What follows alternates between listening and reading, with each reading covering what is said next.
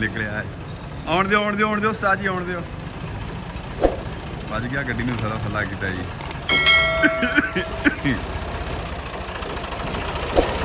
हुण तेल पाउणा चल भरा पो चली गड्डी इलाके का दोबारा फिर रूट के उत्ते जी काम शम किया कोई वेखते किन्ना तेल पैंदा इहदे विच। साथ ला दे नोजल की करवाने लगा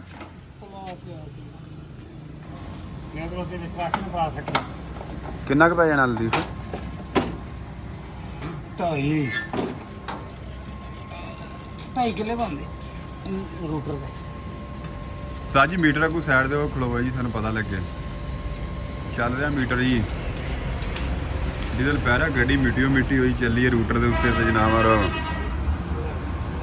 करा दे उत्ते चली हुई गड्डी मिट्टी खाता होया पिया सारा जी। तू मूँह चकीर बंदा हसदा है आ वेखिए तो टैंकी ओवर होने लगी किते अल्लाह दे बंदे इन ट्रैक्टर में छुट्टी किस वे मिलती है तो आप इन धुआई लीए यार।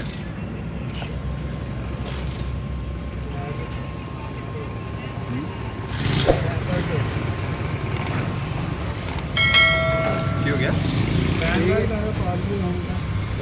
पा दे थोड़ा और पा दे टैंकी बोले आगे बोते टैंकी फुल हो चली है जी।